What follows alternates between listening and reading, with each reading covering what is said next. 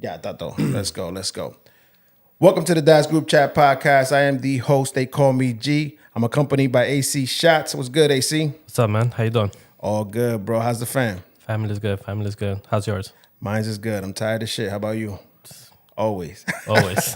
Today in the podcast, we got a special guest. He goes by your favorite car guy, Alex Mejia. He sold over 5,000 vehicles. Ladies and gentlemen, the Car Guy NYC. What's up, man? I'm good. How about you, bro? I'm good. Welcome to the podcast, bro. Thank you for having me, man. This is a beautiful setup. I'm glad to be here. Thank you, bro. You know, I'm trying to, as I always mention, I try to level it up always a little bit. I just added those lights that you see on top of the boards and stuff like that. But, you know, every time I look at it, I try to level it up a little bit. So, yeah, man, welcome to the podcast. Thank you for coming. You know, we got a lot to talk about today. I know you're in the auto industry. You have your own company. We're going to deep dive into that. But first and foremost, tell us a little bit about yourself.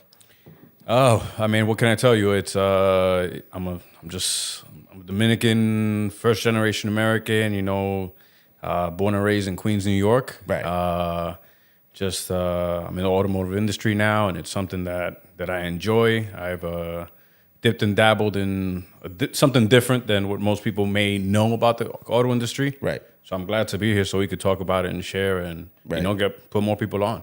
That's what's up. So how did you end up in the auto industry to begin with? So it's just so happened to be by chance. Right. Like I had no intentions of ever selling cars in my life. Like I was never into cars like that. And when I finished college in 2009, yeah, right after the whole crisis, 2008 crisis, etc. Yeah. I came back home to New York, and everybody's just like, "Yo, there's no jobs anywhere." And I'm like, crazy times. And I'm like, "Yo, what the fuck am I gonna do?" Right. I got to figure something out. Right. So I came back from college, shitload of school loans. So I'm sitting there like, all right, we got to do something. And I got a degree in business administration. And ideally, I always wanted to do real estate. Right. Like in my mind, it was like, all right, real estate. That's what I want to get into. Right. But I came back home and I was just sitting there applying to different jobs. And I applied to be a BDC representative at a car dealership, which was Paragon Acura, which was about 5 minutes from my house. Nice. So I was like, oh, this is convenient. I was like, let me apply. Let me see what's up. And that's how I got my foot in the door into the car industry. Okay. So it was not a plan, nothing. I was just like, all right, let me just get a job and start making some money. So let me ask you a question about that because I've always looked at auto guys, auto salesmen. They're pretty much working commission, correct? I'm pretty sure they're kind of getting paid a salary, but they're getting paid commission. How was the initial experience of you going in? How many cars did you? When did you sell your first car? So it's funny because that's actually an interesting story. So as I told you, I started as a BDC representative. Right. What does that stand for, by the way? It's a business development center. Got it. Okay. So they make it sound crazy. The whole point is you pick up the phones when people call and you set the appointment for them to show up. Right. That was my job. So it's like a secretary. Kind of, sort of. Yeah, pretty much. I was pretty much the secretary for the salespeople. Right. At the end of the day. So, nice. So I started that gig, and the whole gig was basically like, hey, yeah, like AC calls up, hey, I'm looking for this car. My job is to tell them the car's available. All the time. All the time, no matter what. All the time. And I was just like, all right, cool. Si estaba ahí o no estaba ahí. The car could have been sold a week ago. It's available. It's available. So the goal is to get you into the door. That's it. I still remember like yesterday, I think I was making like $11 an hour. Right. And then I would get paid $5 if the person showed up. What? Yeah, so just to get if the person walked through the door, that's $5 for me. Okay, meaning that hour or just $5 in general? No, just in general. Okay. So if I had 50 people show up that week, I got $250 extra on my paycheck. Okay. So then if the car is sold, I would get like an extra $20-$25. Okay. So that was my job when I first started. Right. And so I was doing that for like 2-3 months, and like for me, like I was raised in an old school household. Right. So like morals and values are very important to me. Super. And then one day some guy called from Philly. Okay. And he's like, he goes, yo, I'm calling because you guys have a TSX. It's a manual transmission. I can't find the car anywhere. Is that car still available? Hold on. The TSX was the real deal, baby. That's one of the best cars Acura ever made. That was, oh man, I remember. Yeah, beautiful car, great car. And then so he calls, he's like, hey, it's a manual transmission, can't find the car anywhere. And So I said, yeah, it was a Wednesday. Right. So I said, yeah, the car's available, so and so forth. He goes, okay. He goes, I live in Philadelphia. I can be there on Saturday. And I was like, well, look, I can't guarantee you the car's going to be here on Saturday. Right. He goes, well, look, he goes, if the car does sell, can you please give me a call, so forth. Bro, so the car sells on like Thursday. Immediately. Yeah. So on Friday morning, I'm like, I was like, you know what? I was like, I'm going to be the good guy. I call him up. Hey, just want to let you know the car is sold. I don't want you to take the 2.5 hour drive for no reason. Right. Oh, man. I got the ultimate pow for that. Oh, shit. Yo, I got in trouble, bro. Oh, for saying that the car's not available. For calling the client and telling him not to come. Oh, wow. Okay. And they're like, oh, yeah, no, we could have sold him something else. I'm like, but he's only looking for a manual transmission. And on top of that, we don't have anything else manual transmission. Specifically that one, yeah. And at that point, I got discouraged. Like I was like, this is not what I want to do for the rest of my life. So that happened, and then then at the same time, I was playing in a softball league, Right. Very competitive softball league. We were playing for a trip to Dominican Republic, and my team won the championship. Nice. So we won the trip to DR for 1 week, everything paid for. Mm-hmm. So I told my manager, I was like, I need to take a week off. Mind you, I'd only been there for 3 months. Yeah. So they're like, and I just told the guy not to come from Philly. So I'm already like, you're in the red. Yo estoy jodido. You're in the red. So he's so my manager, it was a female. She's like, no, you can't take the time off. So I was like, okay. I was like, so I did what any cocky 21-year-old with a bachelor's degree would do. I gave my 2 weeks notice. That's it. I was like, I'm good. I was like, I don't need this. I'll do something else. So I gave my 2 weeks notice. I quit. I went on to play softball, whatever. Had a great time. So I come back, and it's funny because when I came back, I made sure not to go back right away to pick up my paycheck. Because I don't want them to think I need the money. To make the point, baby. So, to make the point. So I show up, whatever, and then one of the guys sees me, one of the sales guys, older dude, very nice guy, good friend of mine still. And he goes, where you been? Because he was like, I was a young Dominican guy. I guess maybe I reminded him of my of you. Yeah, exactly. So you reminded him of you. I reminded him of him. You know what we're trying to say. Yeah, exactly. So he pulled me aside. He goes, "What happened?" Right. So I'm like, nah. I was like, I quit because I wanted to go to the DR. He goes, but he was like, yo, but like, I guess he saw potential. Right. And he's like, dude just left college, well spoken, can speak Spanish, can speak English. Like he could probably do very well. So he pulls me aside. He goes, dude, I think you should like maybe talk to the managers or maybe try to become a salesperson.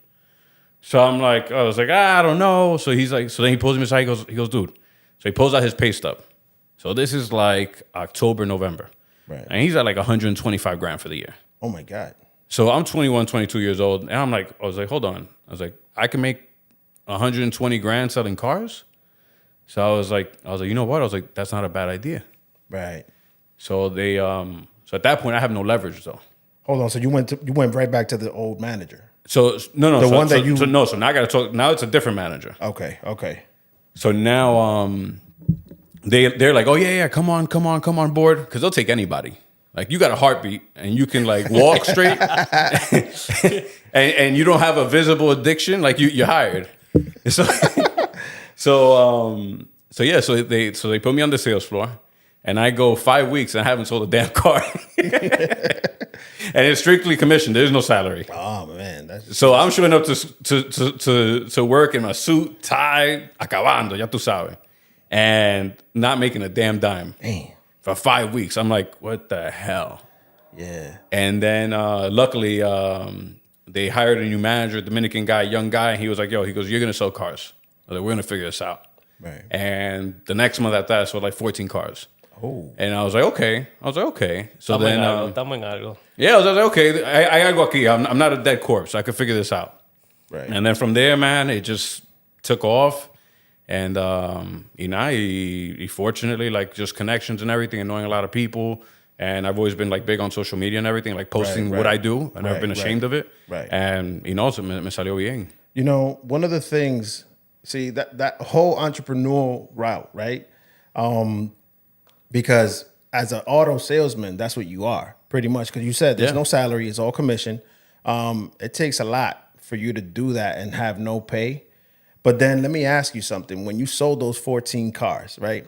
Now, are you chasing that high every month that goes by? You're kind of like trying to like outdo yourself.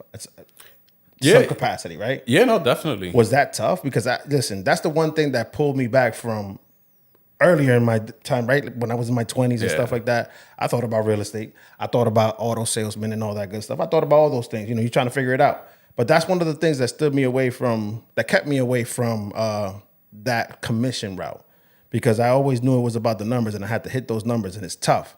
So someone in that position as you, was you always trying to chase that high? So for me, I mean, I played sports all my life, and that's like what triggers the competitiveness in me. Okay. Where it's like I want to be the best. Okay. Like I'm gonna prove to you that I'm the best at the end of the day, and that's like really like what really triggered me and always pushed me to like, you know, like it's just for me it was just like, nah, like I did 14, okay, now I gotta do 15, now I gotta do 16. I always wanted to do a little bit better, so definitely the sports background, the competitiveness, you know, not wanting to lose, etc. So that was a big part of it, you know. Nice. So let me ask you, how many years did you last in that company now selling cars? So I lasted, I left at one point for like 2-3 months, but altogether, I was there for about 8.5 years. Did you go to DR? No, that wasn't for DR. Okay. So you were saying, I'm sorry? No, so that wasn't for DR, but that worked out great though. That did work out. Because when they wanted me back, they had to give me a salary. It's kind of like everything happens for a reason, right? It kind of like put you in this path. As a matter of fact, you wouldn't even be who you are today, probably, if you hadn't gone to DR and just play some softball, come back and figure it out. Like, it's crazy, right? And you know, it's great that you say that, because I've always said this, and whether it's over something negative, something positive, I've always said, like, no matter what it is in my life that's happened, somehow it led me to where I am. Crazy. And it could be the most minimal thing. It could be the dumbest thing. It could be my college school loans. It could be. Technically, I might have went to the wrong school and done the wrong thing, but I wouldn't be where I am today. So I'm grateful for everything that's come along. So just a message for all of you young entrepreneurs: do what you have passion for. Whatever you're passionate about, go for it, and go for it early. The earlier, the better, right? Or if you're at a late stage in your life, or whatever you think is late in your life, you're not really late. Everything leads to something, right? Yeah. Everything leads to your path either way. So you were saying that you had left the company for a couple of months. What made you say, okay, you know what, I could do this on my own and create my own entity in this space? So eventually I had so many people, and I always offered to help people, you know, like whether they were buying a car from me or not. Like I always told them, like, hey, just reach out to me to make sure that you're getting a good deal. You know, it is an environment where if you're not aware of what's going on, like you'll end up completely overpaying for a car. So I would definitely like tell people all the time, like, hey, hit me up. Like, even if you don't buy the car from me, just hit me up. I want to make sure you get a good deal. Right. And like I said, social media I was always big on it. You know, like I used to always post up like, hey, sold a car, whatever, come see me. Right. Because I think that's one thing in the auto industry that happens often. People are ashamed of what they do. Oh, and I never felt that way. So, but there's people that are ashamed and they'll never like post up about it. Wow. And I'm like, dude, that's free marketing. That's free advertising. Completely free, baby. Like, take advantage of it. And yeah, so it's like, that's one thing that I realized. And I used to, and unconsciously, I used to just do it. Right. And now I reap all the rewards of it. You know what's crazy? Even when we started the podcast here, I was kind of like afraid of being in front of the camera, and it takes practice. You got to record yourself. You got to kind of like see it. But now it's kind of like natural. I feel like just talking to people, just having a conversation, bringing on different people here to just have fun and, you know, talk about their path, my path. It's just become natural. So the more you practice at it, like he said, like Alex said, you know, it's free marketing. It's free marketing at the end of the day. Why not use the tool? And this could propel you to a whole different path. Yeah. That's the crazy thing. And that's basically what happened at the end of the day. I didn't think, I never thought I'd be doing what I'm doing right now. Right. It just sort of happened. It just so like, I got sick and tired of working at the dealerships of that lifestyle. At one point I was working 60, 70 hours a week. Wow. And I was drained. And I went with my now wife to Thailand. We went on vacation. Nice. And when I got there, I told her, I was like, yo, I'm miserable. And I was making the most money I had made, and I was spending the least money ever. because I didn't have the time. That's how it happens. And it's crazy. And I was just like, this ain't worth it. Right. And I said, you know what? I'm gonna bet on myself. Even if, let's say, the money's good, there's a lot of unhappy people out there. There's a lot of unhappy people making tons of money and they're miserable. I took pay cuts to kind of like figure out what I wanted to do because I was like, you know what, this is not for me, whatever I was doing at that moment, right? Yeah. And took pay cuts. But it's not even about the money. It's about you enjoying what you do. Yeah, That's it. 100%. That's 100% right. So you never was scared of this path. You took it head on. I took it head on. I was confident. I had so many people reaching out to me. Like I was a manager at a Honda dealership at that point. Okay. And I had 7-8 people a month coming to the dealership like, hey, like help me out. And technically as a manager, like I got paid peanuts for selling them that car. Okay. But I was just like, I automatically have 7-8 deals and I had to give them away to different salespeople. So I'm like, if I put my mind to this, I could sell 15-20 cars a month at home. Yeah. Pretty much. And it's how I had always purchased my own cars. So I would never go to a dealership. we're definitely going to go into that. We're definitely going to go into that because I have my experiences in auto dealerships and I've been wanting to well, I haven't told you this in general, but I'm going to reach out to you the next time I purchase a car. Ooh, for sure. I have 2 right now. I'm leasing 2, but every time I go to the dealership, I feel like I end up getting the wrong side. I end up getting like, a bad deal. Even though I may think it's good, ultimately, I know it was bad. Just ask AC Shots. AC, what's up, AC? I don't want to go back. You're not going to go back after Well, experiencing... That thing, he got me a great deal last time. Nice. But now it's tough. It's tough now. I told him right now, give me a little bit of time because the way the market is, the payment, I mean, he has a crazy payment. Right. So I told him like, dude, I'm not going to get you anything close to that right now. Right. So quédate tranquilo. And when the time comes to strike, we in there. Gotcha. So let me ask you, since we're talking about those experiences, what's the difference between somebody going to an auto dealership versus going to New York City's favorite car guy? So I'm going to break this down for everybody because this is the easiest way to do it. I was driving here and I'm like, all right, how can I explain this the easiest way possible? So number one, it's one of the biggest purchases that you make. And you do, and for some people, it's every 3 years. So the easiest way that I can describe this is, if you're working with me, it's like if you're going to the supermarket to buy groceries and you have a nutritionist walk through the supermarket with you. Nice. That they're going to tell you, hey, buy this because this is good for you. Don't buy this. Take this brand because it has these preservatives, etc. So they're going to walk you through the whole process and they're going to tell you exactly like what's good for you, what's not good for you, give you different options. You can ask questions, and know that you're going to get a real honest answer. Right. And that's, for me, like that's A1, and it's a situation where sometimes when I pick up the phone and I get people referred to me, and if they start talking to me like I'm a car salesman at a dealership, yeah, I tell them straight up, I'm not interested in your business. Wow. And they're shocked. They're like, no. They're like, what? I'm like, yeah, I'm not interested. Because I can tell that you don't trust anything I'm telling you. Right. And if you don't believe what I'm telling you, then this conversation is going nowhere. You know what's crazy? Your reviews, your marketing should go hand in hand with your reviews. If your marketing is tight and then your reviews match your marketing, it's success. That's a successful plan right there. 100%. Yeah. 100%. So you took on this path. How many years have you been doing this on your own? Pretty much. So now I've been 4 years now. Beautiful. Yeah.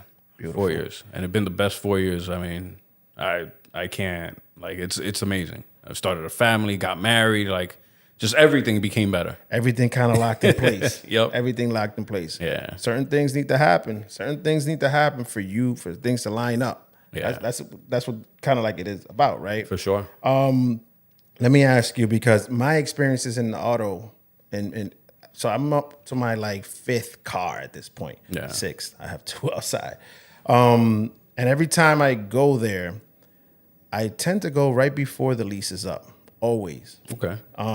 Which is not wrong. There's nothing wrong with that. Right, but my thing is, my experiences have been like, and this may be an automatic thing in the auto industry. Whatever's left of the loan goes on top of the new loan. And it's kind of like that experience right there. It's always like, I'm still paying old debt added to the new debt because I wanted this new car. And I'm not gonna lie. This time I have a 4-year lease on the Jeep that I have right now, and I'm gonna wait. I may go over on the mileage, but I'm gonna wait. And once that I'll give it in. At that point, I'm starting fresh, brand new. But every time I go to the auto dealership, I get it. Auto dealers are, trying to sell cars. That's their job, all that good stuff. But I'm also in the rush to buy a car. So it's kind of like a win-win situation for the auto dealer, right? Because 100%. probably 100 customers may come in. Out of those 100, you could say 30, 40% may be really, really looking for a car. Yeah. So So you're going to get your quotas here and there. But, how do you sell to a person that's just looking and let's say is, So for me, the number one thing is, as I said before, is providing information. that's key. Like, I'm just like, all right, like if I get a good vibe from the person, because there's some people that are just looking, there's some people that just want to drain you for information. Yeah. And there's a big difference. Some people with intent want you to give them information, Right. but they're not giving you any commitment. And that's fine. That's fair. But if you want to do that with me, you can go to the dealership and do that. Yeah. Because I'm not a kiosk either. I don't mind doing it, but I've been doing this for 13 years. Like, it's going to be pretty hard for you to play me. Right. Like, that's just, I pick up on it right away. Right. And it's unconscious. I've been doing this 300 something days a year for 13 years. I've heard it all by now. You know, so it's dope. But for people who genuinely want help and genuinely want to be assisted and maybe aren't ready, I sit down and have a conversation with them. Like, what's your goals? What are you looking to do with the vehicle? How long do you plan on keeping the vehicle for? What's more important for you? Is it your budget? Is it driving something nice? Just, I go over all the details, and it sounds corny, and I've heard people say it at the dealership, and I hate when I hear guys say it at the dealership, but I genuinely mean it. Like, I talk to him like if it was a sibling. Like, hey, like, let's put a game plan together, what you want to do and how that matches up with your goals. Right. So it's so that's where for me, it's salesmanship. It is, but it's genuine. Okay. And that's one thing that I offer to everybody, and anybody that knows me, they'll tell you, yo, Alex is just raw and uncut. Yeah. To the point where he could be uncomfortable, but he's going to tell you what it is. But even So, that, right? Your marketing needs to match your reviews. Yeah. Right? So everybody, like, I see you online, right? Yeah. You're always posting and always selling cars to the common folk, right? Yeah. And they're saying how amazing your service is, Yeah. and that goes a long way. Even if you don't sell, you want to make sure that the customer service is there, just to make sure that they pass on the word of mouth, or whatever it is, right? So many reviews at this point. You want to make sure you're giving quality work, and that's what Yeah, it's all about. for sure, of course. for sure. Any crazy dealership stories or stories that you currently are going through that you could share? So, I mean, it's no. I've seen a lot of things, man. I don't know. There's been different situations. Like, I had to yoke people up at the dealership. whoa. I've seen crazy deals. I've seen people get straight up lied to, and then it becomes like a joke. Man. Like, there's a lot. So I could just tell you a couple different things that I've seen happen. Like, for instance, I saw one time I saw somebody sell a car. Right. And when the deal was done, then, they'll talk about how much the deal made, et cetera. So they sold, I think it was probably like a $45,000 car. Mm-hmm. And they're like, oh yeah, the deal made $25,000. God. I'm like, What? I get that you can offer like amazing service, and maybe somebody will just say yes because you're being that nice, but $25,000? Yeah. That's not service. You lied somewhere. Yeah. So that was one situation. And then 3 years later, the person thought they had financed the car. They didn't finance the car. They leased it. Well, it was technically a balloon, and it was a whole shit show. They came back pissed off, like, "Yo, we thought this car's paid for now," and they're like, "Nah, you still owe another $30,000." That is So, listen. and it's grimy, and I can't see I could never see myself doing that to anybody. But I knew when it happened, I was like, "This is not a real, like, this wasn't a straight up deal. Like, something, the person was lied to, or something happened." Hold on. You said something key there, because every time I go to the dealership, I spend 5 hours. Right? That's minimum, right? But then at the very end, it's kind of like a tactic.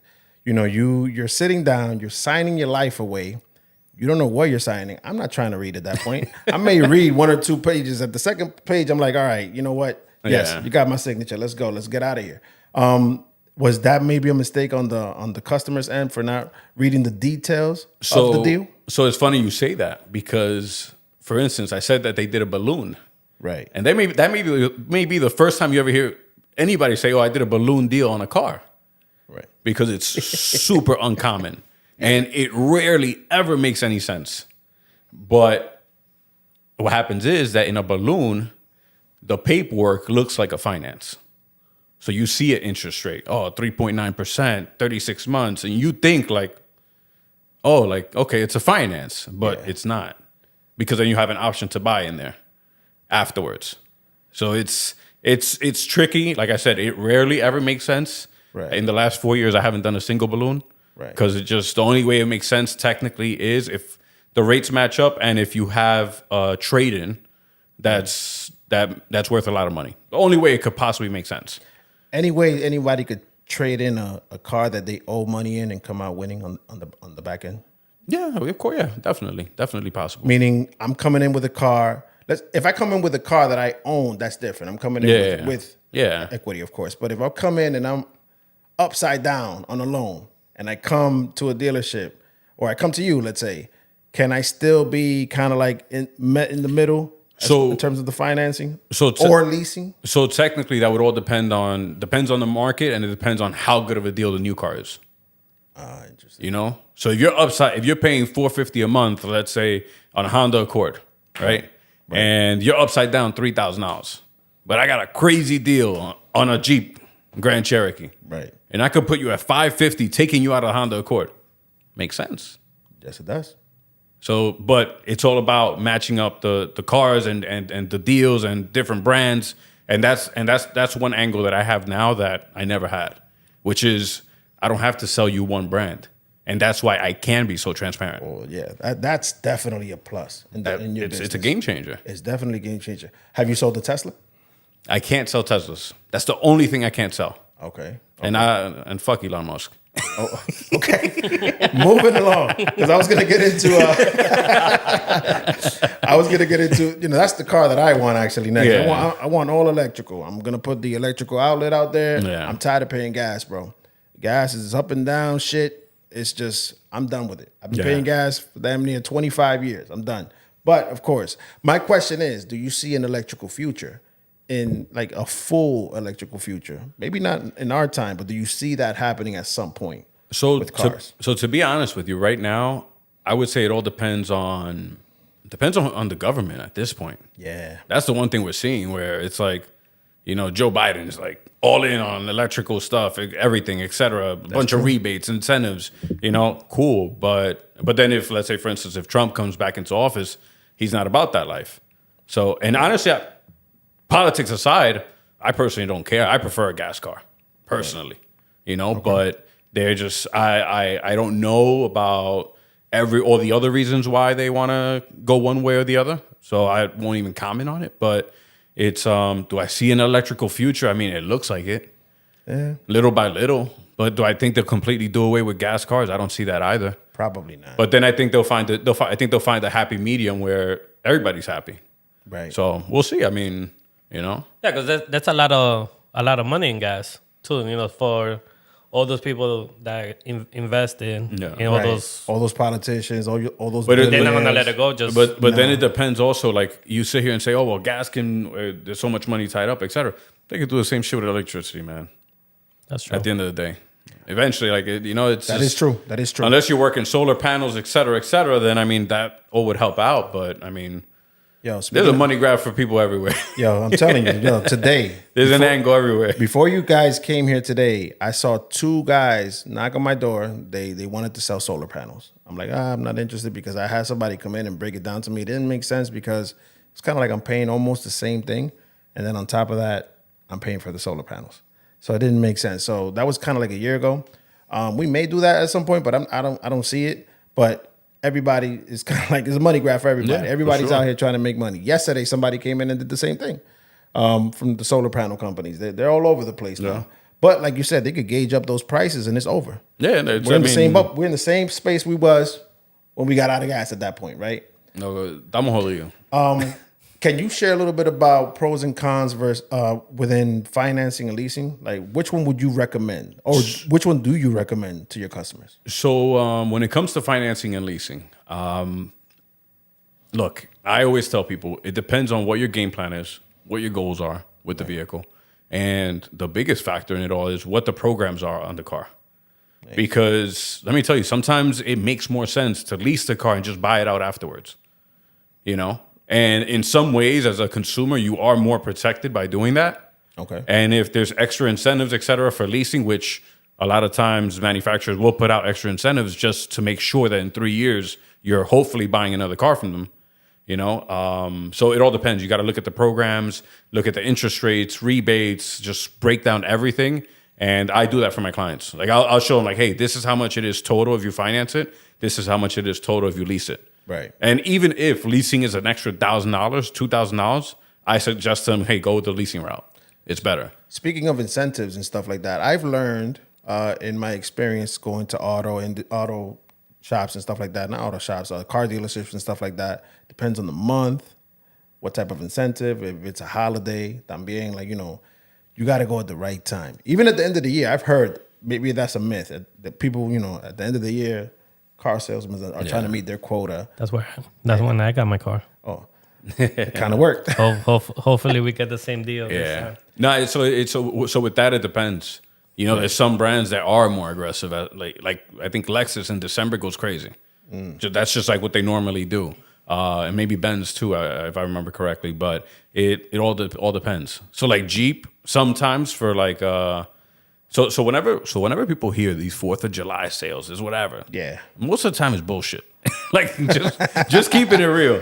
But like for instance, Jeep, since it's an American brand, yeah, for 4th of July or Veterans Day, sometimes they will have extra rebates. I'm not gonna lie to you. They could throw an extra $500,000 in there. That's very possible. Right. But most of the time when you hear this stuff, it's bullshit.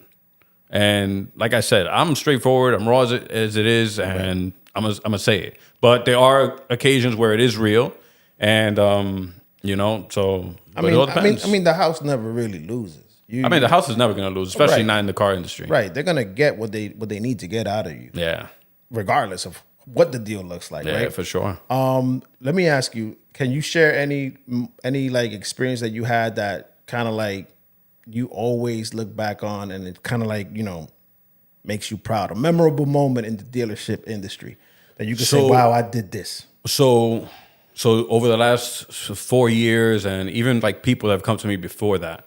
So there's one thing about me. I like to see people win. Right. Like, I don't need to like rip you off. No. Like, I'll sell you a car, get you a great deal, and I want to see you win. Right. Like next time in 3 years when I see you, I want to hear that you did something else with your life. Right. You know, whether it's you bought a home, whether it's you extended your family, whether you just been traveling, anything, just something that's like positive, that makes you happy, that makes it worth going to work every day. Elevation is key. Yeah. Yeah. And to me, like that's when I see my previous clients buy homes, etc. Right. I didn't buy the home. Right. You probably would have done it anyways. Right. But I know that just a little bit I assisted. Right. And whether it's that you were able to apply for a loan for a little bit more money because that car payment was $50, $100 less than what it would have been if you would have went elsewhere, or whether it's just that your credit score is better because you have such a low car payment, anything. And it's that to me is gratifying.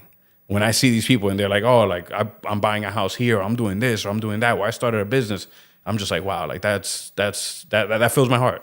Nice. And it sounds maybe it sounds cliche, I don't know, but that to me is special. No, because, you know, so like I said, your customer service is somewhere embedded in there, right? Yeah. Question for you though, what do you think about these apps such as Carvana, Vroom?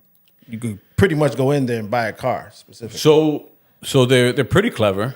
You know, the gist of it is very 2023. Right. You know, like we all go on Amazon, right? We buy everything on Amazon, even if we got to pay a little bit more. I definitely do. You know, I got 5 boxes of Amazon to my house today. So it's, you know, so you got Amazon, you got Grubhub. You know, I'm over here paying, yo, bro, the other day, man, and I hate myself for it. But I was craving bad food, right? Right. And I mean, we all dib and dabble. yeah, so I wanted una yaroa There you go. con un jugo de chinola. Listen, man, I'm about to go to the I've Dominican been spot right fending now. for that, Yo, so I paid $27 for a yaroa and a chinola. Damn. And I'm like, and as I'm swiping to like submit the order, I'm like, damn. I shouldn't have done that. I'm like, that's fucking crazy. Like I just did that.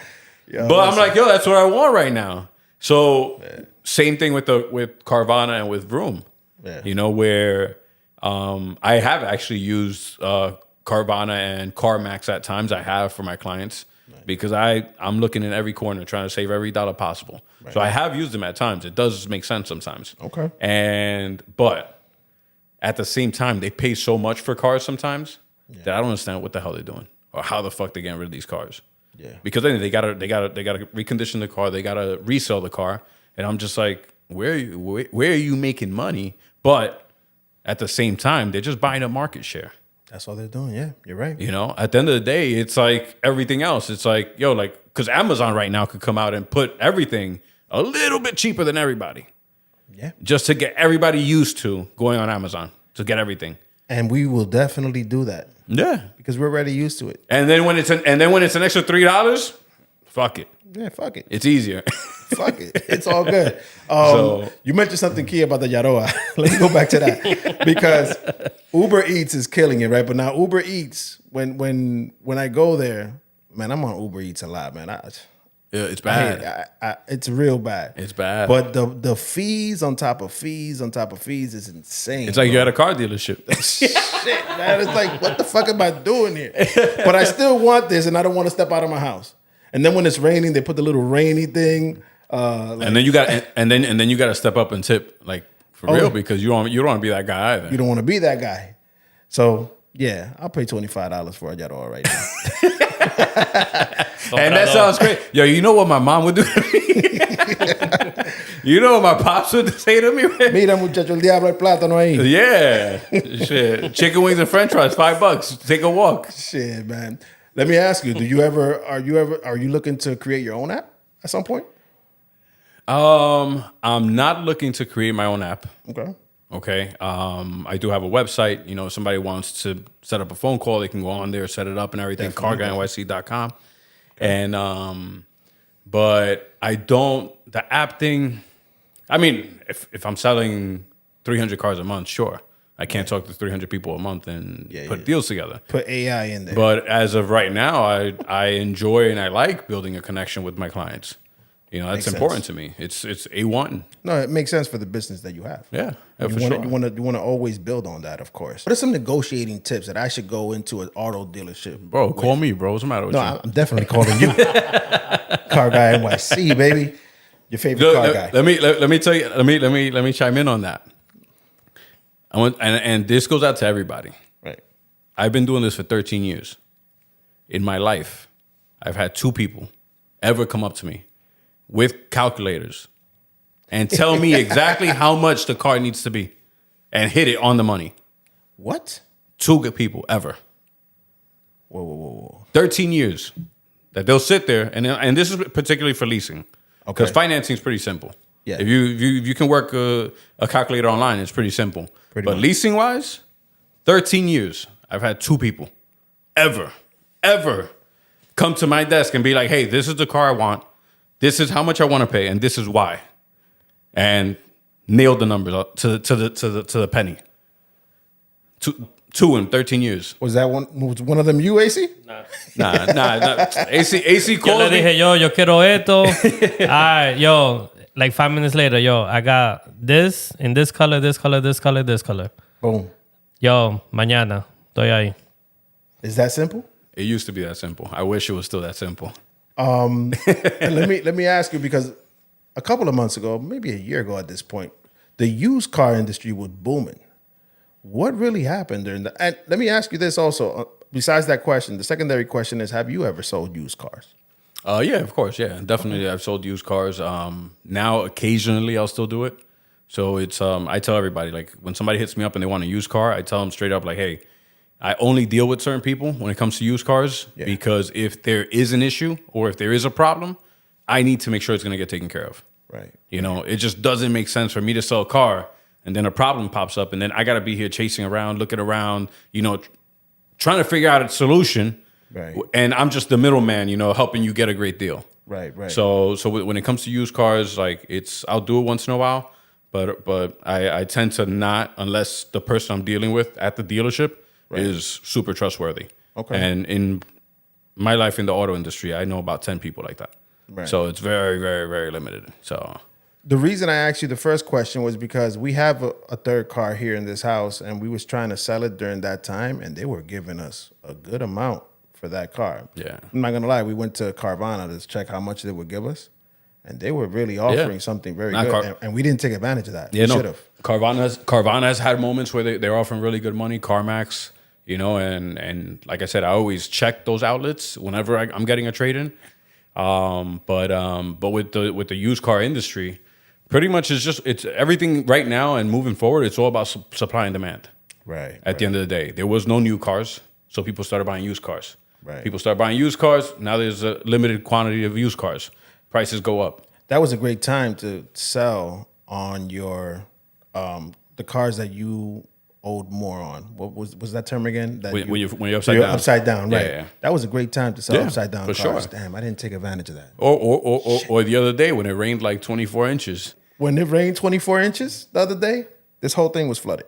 Oh, for real? Yeah, I sent Andy the video, and he FaceTimed me. You should have seen his face. I'm like, bro, cuz I'm here like shoveling water out with my dad. Aquí matándote. Bro, I was like, my garage.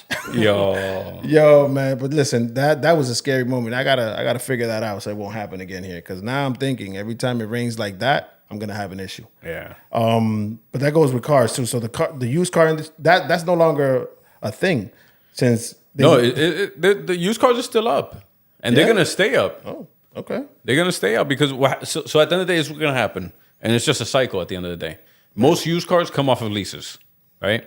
So for the last 3 years, there's been a shortage of cars. Right. And I explained this to all my clients. There's been a shortage of cars at the end of the day. So what's gonna happen? You can't just make used cars pop up out of nowhere. No. It's that limited quantity of new cars that went out the last 3 years is gonna be a very limited quantity of used cars. Nice. Okay. So the car market's gonna be up for a while. Like that's just what it is. It's just, do you have somebody in your corner like me that's gonna help you cut every corner and get the best deal possible? Go to the favorite car guy right now. You already know. You already know. Last question about auto, and then we switch it up to sports or something else. Any negotiating tips that a customer should know before they step into the dealership? Ask questions. Don't just go in there and say, hey, I like this car. Yeah. And go in there. You know what? And sign a balloon deal. You know what? Know nothing. You know what? I'm going to give everybody the best advice possible. And this goes for a lot of things in life. Remove your emotions. You walk into a dealership and that's your dream car. Number one, don't let them fucking know that. Like go in there and act like it's just another car. I did that in my early 20s. Yeah, and you're gonna get got. And I got. Yeah, that's what's gonna happen. Toma. So remove your emotions from it. I say this and I'm thinking about my wedding. Like, 'cause I had to like give my wife a whole like, yo, don't you look happy in there. Looks, you know what I'm saying? but yeah, no. So just move your emotions from it. You know, make yourself a logical box and get in that box. Yeah. And just go from there. You know, and set yourself a budget. What I do is, this is what I do every time I'm buying a car. I pick out 3 cars that I like. Right. And I take whichever's the cheapest. Yeah, makes sense. I don't need to get exactly the one I wanted, but I'm going to take the best deal every time. Every time I go to a dealership, I've gone several times at this point. Yeah. I get a little bit smarter. I'm not going to lie. I start asking more questions. I think I know my shit when I go in there, right?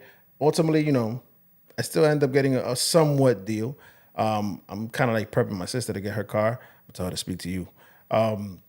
But, you know, you should ask questions. You should 100%. remove your emotions, and that goes for life in general. And anything you want, remove your emotions. Go in there and act like that's not your favorite car, right? Yeah, All right, straight I up. could care less. Okay, this is another price. Let me walk out. The car salesman would The probably walking chase you out, down. the walking out shit works. Yeah. The walking out shit works. But if you don't want to walk out, you don't want to walk in, and you don't want to show up, and just sit at home watching TV, and just call me. And look, it's I say it, and I say it joking around and everything, but it's the truth. It is. Yeah. Like I've never bought a car at a dealership. When I worked at the dealership, I didn't buy a car there. I would call my broker and be like, yo, get this deal for me. And it was cheaper outside of my dealership. Even with your incentives, working in there. Dude, it was cheaper. Okay. So it is what it is. Well, okay. Well, taking a left turn, you spoke about family earlier. You spoke about your wedding. I know that we are all girl dads. Yep. Andy's the only one that has currently a boy.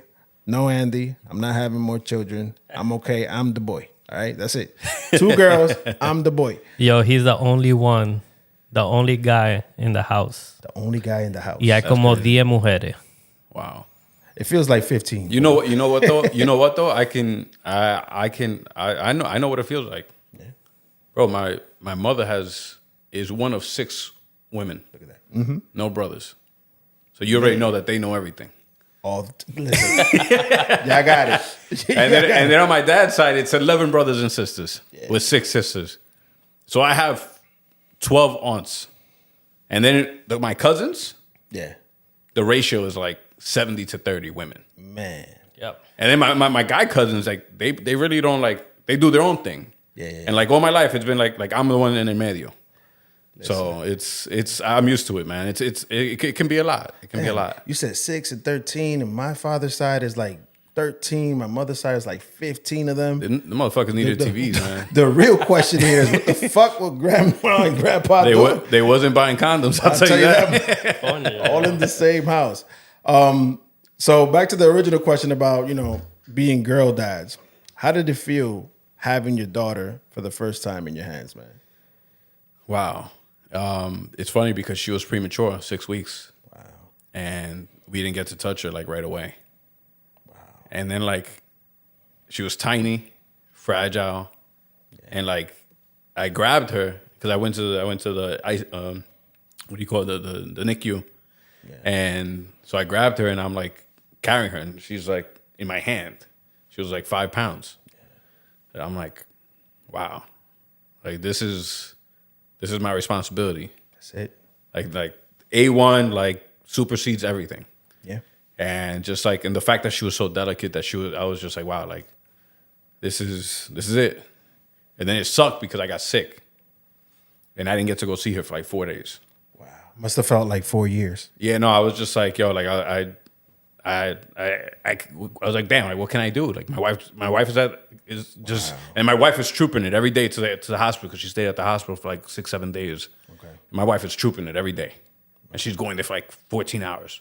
Yeah. And I'm just like, I was like, yeah, I can't even go because I'm sick, and she's 5 pounds, premature. Like I can't be around her. But it's such a blessing, man. It's me and my wife talk about it all the time, and it's like, yo, it's a different kind of love. Yeah. And neither one of us gets offended. Listen, man. Because it's just like a whole nother level. Like you'll do anything for that baby. Yeah. I remember when my firstborn was born, I was right there with the doctor. The doctor looked back and he had to tell me, yo, go to the corner. Because I was right there experiencing it all. I couldn't watch. I was right there. I was recording. They're like, oh, don't record. I was like, no, I'm taking pictures. But I was like, I'm not trying to see this. You know that I don't get that part? Which part? Why I could take pictures, but I cannot record? You know what it is? I think they crazy. kind of want to protect themselves. Like if something goes wrong. Okay. That's the only valid like reason I could have thought of that. Maybe they just want to protect themselves. Like if something goes wrong. Yeah. And if there's no video footage, le metemos un cuento. Yeah. Like, we get to tell the story. Pasó esto, Yeah, like they're gonna say shit. I'm not gonna know what the fuck they're talking about. Yeah. That's true. With my first one, I was right there. The doctor had to tell me to back up. I looked to the other side. My mother-in-law's in the corner of the room with her face covered, scared because, this is the first time I guess she's seeing it like that because that's her only daughter, right? And I forgot that my wife had given birth. Once she gave birth, everybody forgot about her, unfortunately. I'm sorry, baby. Everybody forgot about her, and we was like, oh, the baby. But man, it was so amazing. Yo, are you not glad that you're a man though? Yeah. Like definitely. Yo, listen. Yo, it's I'm hard. gonna tell you, I'm What? gonna tell you the Like truth. I give my daughter, my wife, like Listen. all the flowers. To this day, I tell my wife, yo, I don't even know how you went through that. That's crazy. Listen, women, they're definitely God's best creation. Yeah. You know? And then having a daughter kind of like makes you understand that. It makes you realize, wow, you know, I have a baby girl to protect. Like you said, this is all me. It's A1. It's all in or nothing. I'm going to be here for you. I'm going to protect you. I'm going to try to be the best dad in the world. That's my job. Yeah, for sure. And, you know, even when, because I'm the mush here. I'm really the mush. Yeah. My wife is the tough one, but I'm the mush. I get tough a little bit, but sometimes, you know, I don't scream much. I don't do much of that because You hit him with the Dominican. Oh yeah, you see me with the look, but that's about it, right? My second one, she was a C-section, totally different experience, Yeah. bro. With a C-section, they put the whole curtain up and all that good stuff. So I was with my wife on one side, the doctor was pulling her on the other side, and I'm like, and you went through this? Yeah. I was trying to watch. My wife had 2 C-section. Yeah. Oh wow. I was asking like, yo, could I? I don't think I have the stomach for that stuff. Like, I from an angle, I saw the head coming out, and I was like, all right, here she comes. I was like, but I'm not trying to see more than that. Nah, And somebody told me, they're like, yo, bro, if you want your sex life to be great, don't look at it. Yeah, I heard that. Like, don't look. I was like, all right, cool, no problem. Listen, I looked in the first Say one. less. That was very weird. The first one, I'm not gonna. I commend you, baby, but that was like, whoa. I was there like shocked more than anything. And the doctor looked at me. He's like, yo, you okay? Go to the corner. Una pecosa. Toma, vete de ahí. But yeah, you know, the reason I asked that is because we're all girl dads. Yeah. Andy's the only boy. How does that dynamic work in the house now, Andy? You got a girl and a boy. Is it a sweet and then a terrible situation at the same time? Well, sweet and sour? Right now, I guess because it's like a 5-year gap between them, you know. So what I say this a lot, like when my daughter was like 2, 3 years old, I used to take her to the park. I think I mentioned this in the on the last one. The younger sibling is gonna pick up shit super fast. Oh yeah. So you know, you have my 2-year-old. And your daughter's smart as shit. Yeah. Too fucking smart. Too fucking smart. I'm in trouble. But, you know, he's trying to literally do everything she does. And then it's literally everything she says, he's in the back saying the same shit. So, I don't know. And he has an attitude. She's just a smart ass. I don't know. And it's hard. And like I was telling you earlier, like, it's weird that you don't teach, you know, a boy how to be a boy or a girl how to be a girl. You know, my daughter, super girly, loves Barbies, even though she wants to take everybody's toy. My son could get a freaking Coco Melon little toy. Oh, I wanted to. Where's mine? It's like, bro, you don't even touch that shit, you know? Yeah. But I don't know. It's hard. I don't know. It's fun to watch, but it's hard. Question for you: are you still in Toyland? Yeah. Yeah. You want some? No, thank you. ¿Tú quieres, Alex? ¿Qué cosa? Juguete. Nah. Yo tengo un cuarto entero. Yo. Yeah. Now my wife has this whole like subscription, and we get toys like without asking for bro. it. I've heard of that. And it's pretty cool though. It's dope. Like it's all like to be a Montessori kid or whatever. Yeah. And it's pretty awesome. Like my wife is like, she's like, she's special. Like, be careful. I love you, baby. I love you too, baby. All right. No, but yeah, my wife is like she reads the like how to be a mother in 2023, and she follows it step by step. But let me tell you though, like she's amazing because we put my daughter to sleep at 7:30. Oh. And she wakes up at 7:30. Yeah, we was talking about that, bro.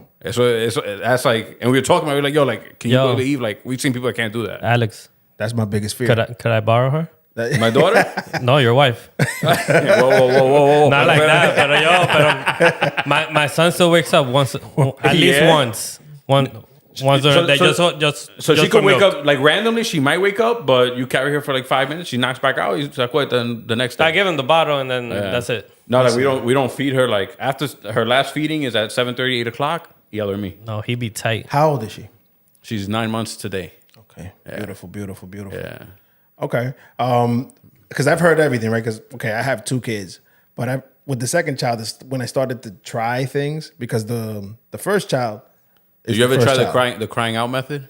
Yeah, I did all that. That didn't work. Sorry. Nah, I let my daughter go like 25 minutes. Oh. Dale. Okay, you tired yet? Tired yet? She's had a couple episodes where I'm like, yo, go ahead, knock yourself out. And then she legit knocks herself out. Yeah. That works. Dude, that didn't work with my son. Yo. Well, So she can't cry that loud yet, so it's okay for now. So I used to, so my wife was pumping. Yeah. So a lot of times, that shit drains you, literally. Oh, no, that shit. I told my wife, yo, stop doing that shit. So, Like, cause she was drained, and then she was draining me, and I was like, nah, this ain't good. so a lot of times, So- I still do it to this day. I try to let my wife sleep, and then I'm like, you know what? I'll take care of it, whatever.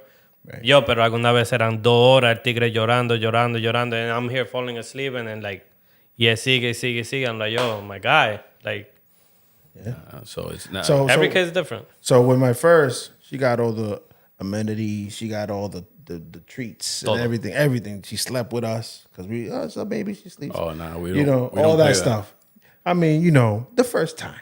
Right? I kicked my daughter out 2 months in. Pa' fuera. 2 months. Pa' fuera. Listen, the second child, no break. We tried the whole method of taking our clothes and kind of like wrapping her up. Yeah. She'd be like, no. Like, the second child is, you planning on having more kids? I think so. Okay. That second child is going to get you. That second child is going to cry all night. Let's see. Yo, but you know what it is? Like, we made investments, though. Okay. Like, now I sit back and I'm like, yo, like, I don't know, you guys know what the snoo is? No. Break it down. So, espérate. Break it down. First, so esta vaina cuesta like $1,400. Whoa. It's brand new. It's $1,400. Yo, put that link in. Pero, Put that link. pero me being the car guy, I became the fucking crib guy. So I go on Facebook and I find some family that lives in like, I don't know, on the Upper East Side. And they're like, yeah, like we'll sell it for $600 with all the stuff in it and everything, whatever. I was like, all right, vamos. Yo, so you put the baby in this thing and you swaddle her up. Yeah. And then you strap her in there and the shit shakes while she sleeps. I can't get over the 1,400. But I only pay $600. Okay, but still. But I know. Pero I'm thinking about my sanity at this point. Okay. So the baby sits there. The thing just rocks her. Yeah. When the baby cries, it rocks her a little bit more. Yeah. And I'm just like, I couldn't believe it. But then it gets to a point where that should be like a roller coaster. But you can play with it. But you can play with the settings. Yeah. And yo, that's how we trained her to knock out and be out all night. So we did that till she was about 5 months. So that was definitely an investment. See, but like I told you, I'm a man of the people. So then her homegirl was pregnant, and we gave her the snoo. We were like, yo, hold it down. How much? We're not having a baby for now. How hold much? it down. How much? Nothing for free. Like, yo, Hey, man. you guys can hold it down. Yo. Es que yo soy para la gente. ¿Y los carros funcionan así? No, es que imagínate, dime. So and then now our other friend just had a baby and they got the snoo now. Listen, man. So we're passing it around. It just needs to come back for when we have ours. That's it. When baby number 3 comes, he's going to give you the snoo. Chill. That's He's it, going to give you man. the snoo. Chill. It's going to pass down, bro. Yo, let's take a shot. Good. Nah. I'm good. Oh, man. It's crazy. But sorry to cut you off, but we bought something that's very similar to that. I forgot the name of it, but they have everything for there. You had like the seat that does, the move left and right, goes up and down. Yeah. We bought the bassinet. Okay. The bassinet. And it kind of does the same thing. It kind of vibrates and it goes up and down. Similar, it's something similar, pero... Yeah. No, so not with my guy. No, but I think that I don't know what worked. My wife made it work. That with my daughter, we bought some shit that it got discontinued. Supposedly, it was like bad, whatever they found on it, but it was like como una mecedora. Something similar. Okay. Yeah. So we put my daughter there, strap her and everything, and then every time she would cry, she would kind of like rock herself. Wow. Pero ahora, every time she goes to sleep, she shakes her head. Shakes her head. And I know a couple of people know que it's something that you do that to them. Y alguna gente, mueven el pie o mueven una oreja, or. I want to ask you guys something. Who swaddled? Who was the swaddler in the relationship? Definitely not me. Nah. Yo, so I told my wife. So for Christmas, I wrap the gifts. Yeah. I rap like a bitch. Like I do that shit with pride. Yeah. You see me wrap a gift, you be like, yo, you worked at Macy's or you worked at whatever? Listen, I'm not gonna lie. My wife taught me how to wrap a gift. I was horrible. So I used to love swaddling her. I'd be like, fop. She looked like magazine baby. I'd be like, there you go. Toma. And she'd be like, damn, like you're good at it. Toma, you like, can't move. I'm like, I gotta do something. Un burrito ahí. That was my contribution. There you go. You're doing something. Taking it away from, we're all family, guys, family men, of course. Taking it away from family a little bit. I know you love sports. You play softball, played in high school. Actually, you guys met playing in high school, right? You guys met playing baseball in high school. Yeah. My question is LeBron king? Come on, bro. You talking baseball, all of a sudden LeBron fucking, only Jordan could play baseball and basketball. Listen, man, Jordan was not a good baseball player. You don't. Yo, but for the fact that he made fact nothing. If you played in the minor leagues, if you played in the minor leagues, you nice. Jordan, come on, man. So now that's one up on LeBron too. He played baseball. And, I mean that's I seen the video. He played. Jordan plays golf too. I seen the video of LeBron in Top Golf or something. Dando un swing todo. I never seen. Yo no sé. Look. That was the AI version of LeBron. I'm gonna keep it simple, and I'm gonna. I said this from the beginning. Before you do, all right. I'm wearing a Jordan shirt today. I respect the GOAT, but my favorite player is LeBron. And that's okay. Jordan. We all make mistakes. Go ahead, make your point, sir. So what I'll tell you is, I'm an 80s baby, so I grew up through the 90s, whatever, etc. That was like the beginning of my sports fandom. Yep. And I'm with you. What I'll say is, LeBron is the best athlete I've ever seen in my life. Thank you. That's all we need. Cut it right there. No, espérate. You're mine. That's the best athlete I've ever seen in my life. At 6'9", 260, 70, 80 pounds, whatever it is, the way that man moves, everything is unreal. Yeah. He's probably doing steroids. But so he is the best athlete I've ever seen. Now, when you say basketball player or baseball player, there's a lot of intricacies that you got to include in there. All right, but I'll take the favorite. I'll take the best athlete. And I'll give him that. Of all time. Of all time. All I don't know an athlete better than, like, you got Deion, Bo Jackson. Like, there's a lot of guys you can put up there. Yeah. But the size, everything, because let's be real. If LeBron wanted to play football, LeBron would be like Travis Kelce times 2. Oh, fuck yeah. Imagine. But when it comes to Jordan, the finesse. And even like Kobe wasn't as good as Jordan. But there's a difference when you see those guys play. Oh yeah, like you gotta rip their hearts out. You gotta stomp on it. You gotta crush it. You gotta and that competitive nature. That's what I grew up on. And you still won't succeed with them. What? That's the thing. That's the thing. Like the competitive nature, you can stomp on their heart, all that stuff, and you still can't break them. Exactly. Well, yeah, no, 100%. And that's where LeBron doesn't enter that conversation. Listen, I've never said LeBron is better than Jordan. Okay, good. For the record, I've never said that. I just say that he's my favorite. Oh no, that's fine. In the NBA. For sure. I respect that. That's cool. Right. I mean, there are a lot of greats in the NBA. Yeah. It's not only him. I hate the fact that they pass on Kobe when they make those comparisons between LeBron and Jordan. Yeah. Kobe is the closest thing to Jordan. Yeah. You got to respect that man too. Yeah. But it's like you said, I think it's an athlete thing with me too. I just realized that. Wow. Yeah, no, it's like I would never. I always tell people that's the greatest athlete I've ever seen. His physical makeup, even at 38 years old, is insane. Right. And it does lead me to think sometimes like, yo, he got to be taking something. Like he's but yo, but You know what? But I'm not even saying it. I can see why you think like that. I'm not even saying it on some like hater. Like no, it's I'm because saying it on some like we never seen it before. he's a physical beast. Yeah, at 38. Like you could sit here and tell me, yo, Tom Brady played football till he's 45, but Tom Brady was never a great athlete. He could just throw the shit out of a football. That's not the same as running up and down the court. Facts. You know, agility, everything in basketball. Where yo, at 38 years old, man, LeBron's still moving like 20-year-olds move. So would you say LeBron could play in the Jordan era? And would he be a great? Yeah, not as great as Jordan, but would he be a great in the Jordan era? Yeah. I mean, I'll never take away that he is one of the greatest players ever. Okay. But you know, am I going to sit here and tell you that does he win a chip in that era? I don't think so. Yeah, it would have been tough. I don't think so. It would have been tough. Like he's not going to be as successful. But you imagine Charles Oakley wiping him out, going to the basket. But that's not even a fair comparison because Jordan wouldn't win in this era.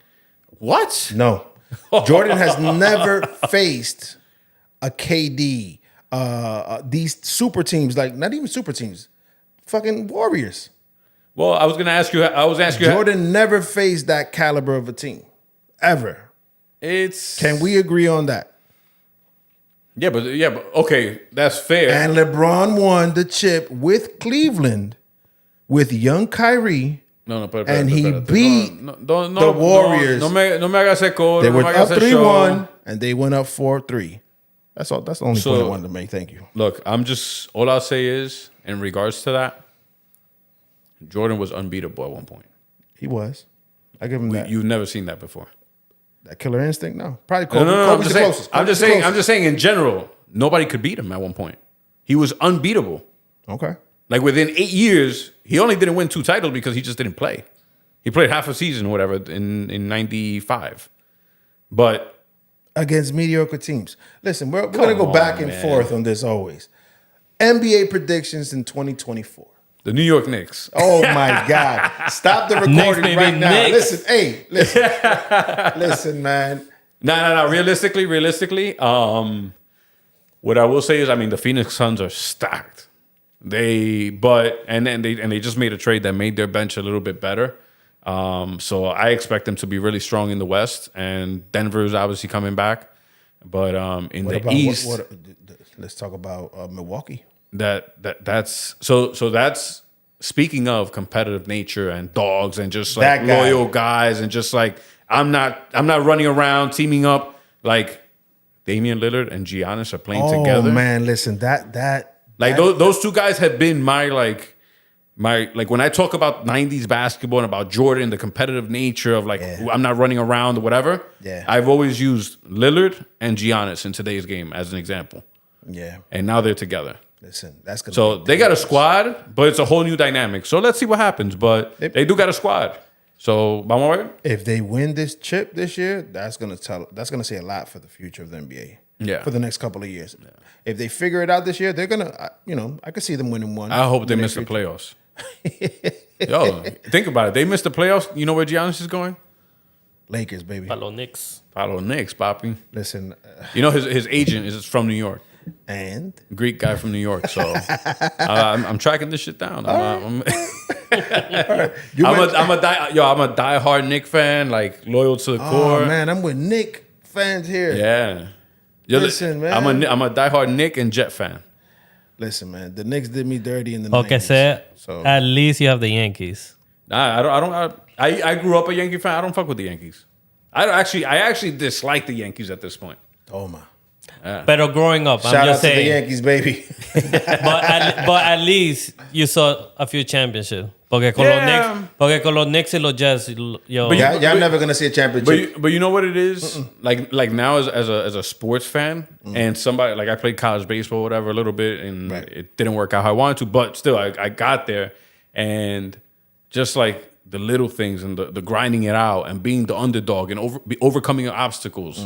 Like for me, that triggers me with a team. And the Yankees, when I got older, I sat back and I'm like, the fuck am I celebrating? They think I spent the most money. That's true. What am I celebrating? Like, there's nothing to celebrate. Yeah. Like, that was the minimum. Like, you had to win chips. Yeah. Or you were a fail. Yeah. So it's like, it became corny to me. Like, I've actually wanted to see the Mets do good lately. But they're a shit show. A clown show. The Mets, the Knicks, all the same. Yeah, no, okay. New York, I always tell people, and I've said this to all my friends, I'm like, yo, New York is a horrible sports town. Yeah. Horrible. When they have the money to do better. They have the money to do better. Yo, like, who wouldn't want to be a champion in New York? Yo. Ideally, like, just, if you think about it, just like off the top, like, hey, champion in New York. And I've always thought, like, yo, the Knicks are going to get a star. Right. Because in the NBA, right. Like, I don't think there would be nothing bigger than coming to New York and winning a chip. That is very true. I give you that. That is very like, true. that would be iconic.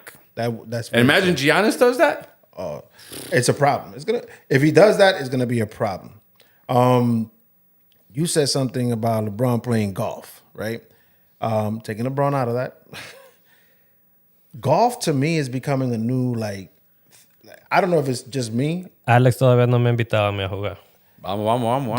Do you play a lot of golf? Yeah. Man, I want to play. I never played it. It's only miniature. But I've been looking at it now. I'm like, yo, I want to get into this. It's hard as fuck. So I'll tell you how I got into it. So 2 years ago, almost to the date, I had my bachelor party. Right. So we went to Cabo, Mexico, and my boys were like, yo, let's book a round of golf. So they booked a round of golf. So it was like 7 of us that played. And, yo, you go out there, you just buy a bunch of beers. They make drinks on the course or whatever. Tu estás ahí en coro, chilling. Right. And you're just having a good time with your guys, and you're, like, separated from the world. Yeah. Like, it's like all you see is green grass and bunkers, and it's quiet. And it's like you're in nature, just chilling with your boys, drinking some beers y pasándola bien. And I'm just like, wow, like, this is pretty cool. Do all phones go off in golf? I mean, you forget you have it. Yeah. And it's like, yo, I get in trouble with the guy that I play with. Like, yo, put your shit down, man. We're fucking playing. We're fucking playing. It's like, if you're on your phone, you're not going to play well. And it's like the level of concentration you need is so insane. And then what happens is, this is what happens, because then you start playing, right? And at first, everybody sucks.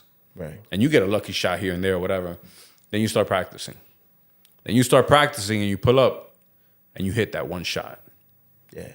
And you're like, wow. This is amazing. Yo soy un duro. Yo soy el Jordan de esta vaina.